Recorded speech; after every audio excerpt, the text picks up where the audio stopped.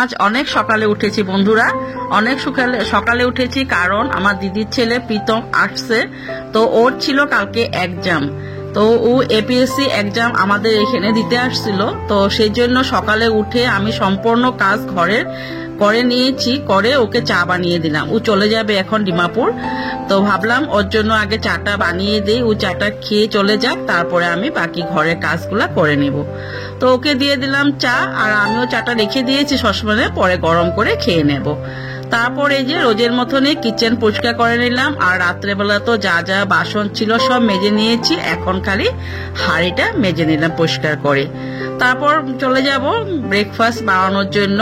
আর এই যে বালতিটা তোমরা দেখতেছো, এই বালতিটাতে কিন্তু আমি ভাত চড়াই। এটা তোমার দাদা ভাই কলকাতার থেকে আনছিল, তো সেটা আমি এখনো যত্ন করে রেখে দিয়েছি, আর পরিষ্কার করে একটু মেজে নিলাম।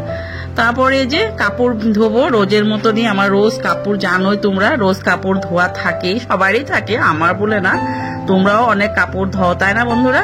তো এগুলো কাপড়গুলো আগে ভিজিয়ে নিয়েছি, তারপর একটু ভিজানো ভালো করে হয়ে যাবে, তারপর আমি কাপড়গুলো ধুয়ে নেব। রুটি বানিয়ে নিলাম ব্রেকফাস্টে। আজকে রুটিটা গরম জল দিয়ে সবসময় মাখি, মানে গরম জলটা একটু বেশি পড়ে গিয়েছে, তার জন্য রুটিটা মানে হয়েছে, ভালো গুল হয়নি। তো আজকে বানাবো কাঁচা কলা দিয়ে ডালের বড়া দিয়ে তরকারি। তো তার জন্য আমি ডালটাকে আগে ভিজিয়ে রেখে দিলাম। ডালের সাথে সামান্য একটু আমি চাউলও দিয়ে দিই, তাহলে কিন্তু খেতেও মানে মচমচা ভালো হয়। আজকে বিছনা উঠিয়ে ঘর ঝাড়ু দিয়ে ঘর মুছে পরিষ্কার করে একবারে বেরিয়ে পড়লাম কাপড় ধোয়ার জন্য। আর অনেক কাপড় ধুয়েছি, তার সাথে কিন্তু সূর্য দেবতাও বেশ আজকে একদম খা খা করছে। দেখো বন্ধুরা, ভীষণ গরম, বলার মতন না। ঘর মুছেছি, বারিন্দা মুছেছি, দেখো 5 মিনিটের মধ্যেই সব শুকিয়েও গেল। তো এই রুম ওই রুম সব মুছে পরিষ্কার করে স্নান করে নিলাম। স্নান করে সানস্ক্রিন একটু মুখে অ্যাপ্লাই করে নিলাম, আর তারপর সিঁদুর পরে ঠাকুরের পূজা দিতে চলে গেলাম। আর তোমরা সবসময় আমার চশমা পরা দেখো, আজকে চশমা ছাড়া দেখে নাও।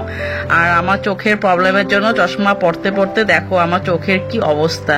তাহলে চলে গেলাম পূজা দেওয়ার জন্য। আর পূজা দেব, তো আজকে ঠাকুরের কাপড়গুলা চেঞ্জ করে নেব, ঠাকুরের ধোয়া কাপড় পেতে নিব আর কি। দুটোটা ঠাকুরের, গুরুদেবেরও, আর এদিকে আমার লক্ষ্মী ঠাকুর, সরস্বতী ঠাকুর, যা যা সব আসনের মানে কাপড়গুলা পরিষ্কার করে ধোয়া কাপড় পেতে নিব। তো এদিকে দুটোটা সাইড আমার পরিষ্কার করা হয়ে গিয়েছে, ভালো করে পরিষ্কার করে মুছে টুচে ধোয়া কাপড় মানে পেতে পূজাটা দিয়ে নিলাম। আর রোজের মতনই গাছের থেকে অনেক ফুল, আরো ফুল ফুটেছিল, কিন্তু সব ফুল আর আমি নেই, গাছে থাকলেও ভালো লাগে, তাই না?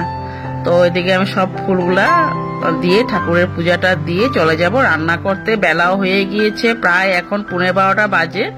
তো রান্না করতে এখনই চলে যেতে হবে আর কি। তো তাড়াহুড়া করে সুন্দর করে পূজাটা দিয়ে নিলাম, পূজা দিয়ে চলে গেলাম কিচেনে। আর বাসনগুলা সব সুন্দর করে এক এক করে আমি গুছিয়ে নিয়েছি। আর এইদিকে রান্না করব কাঁচা কলা, তোমাদেরকে বলেছিলামই, কাঁচা কলা আর ডালের বড়া দিয়ে তরকারি করব, আর সব মিক্স করে তরকারি বানাবো, একটা নিরামিষ তরকারি আর কি।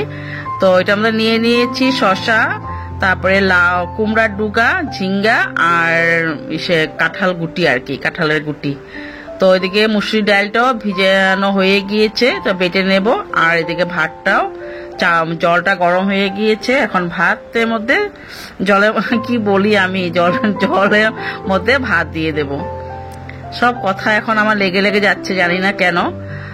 তারপর তরকারিটা বসিয়ে দিলাম, ভাতটা প্রায় হওয়ার পথে, এখন হয়ে যাবে, ভাতটা নামিয়ে নেব।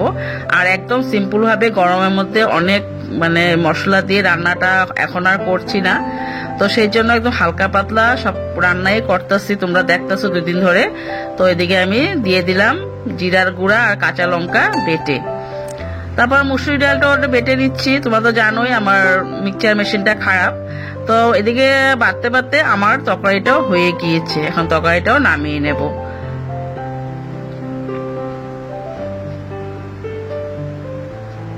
তারপর বসিয়ে দিয়েছি কাঁচা কলা তরকারি। তো তো কাঁচা কলাটা প্রায় কাঁচা কলার সাথে একটা আলু দিয়েছিলাম, কাঁচা কলাটাও ভালো করে ভাজা হয়ে গিয়েছে। আর এটার মতো সেম মশলাই দিয়েছি, কাঁচা লঙ্কা আর জিরা আর ধনিয়া বেটে এটার মতো দিয়ে দিয়েছি। আর এদিকে বড়াগুলা ভেজে নিয়েছি, সেটা তোমাদেরকে দেখানো হয়নি। তো বড়াগুলা ভাজা হয়ে গিয়েছে, আর এখন একটু সাঁতলিয়ে জল দিয়ে ঢাকা দিয়ে তারপরে নামিয়ে নেব। তো হয়ে গিয়েছে আমার তরকারি। আর দেখো একদম কালার টালার নাই। আগে কিন্তু আমি খুব কালারফুল তরকারি বানাতাম, তাই না? তোমরা হয়তো ভাবো যে আরে কি হয়েছে দিদি ভাই, এখন একদম এত হালকা হালকা রান্না। তো সেগুলো তো তোমরা জানোই, আর কি বলবো। তো সেই জন্য একদম হালকা পাতলাই রান্না করতেছি। আর এদিকে দেখো সব কিচেন নিচের উপরে সব পরিষ্কার করে নিলাম। পরিষ্কার করে তারপরে কাপড় রয়েছে অনেকগুলা, কাপড়ও গুছাতে হবে।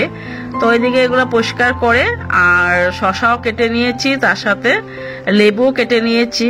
আর জলের মধ্যে চিনি দিয়ে রেখে দিয়েছি, শিবম আসলে সাথে সাথে শরবত বানিয়ে আমরা দুজনে খেয়ে নেব। আর শশাও কেটেছি, মানে স্যালাডের মধ্যে শশাটা হবে আর কি। তাহলে চলো দেখো আমাদের বারান্দাতে কি রোদ্রু বলার মতন না। তো কাপড়গুলা কিন্তু অনেকে ধুয়েছিলাম, সব শুকিয়ে গিয়েছে। আর এখন ভাত খাবো, খাওয়ার আগে আমি সব কাপড়গুলা ভাঁজ করে নিচ্ছি এক এক করে। আর কাপড় ভাঁজ করাটা কিন্তু অনেক বড় একটা ঝামেলার কাজ, তাই না? তাও কাজ তো করতেই হবে, সব কাপড় তো ধুয়েছি যখন ভাঁজ তো করতেই হবে, তাই না?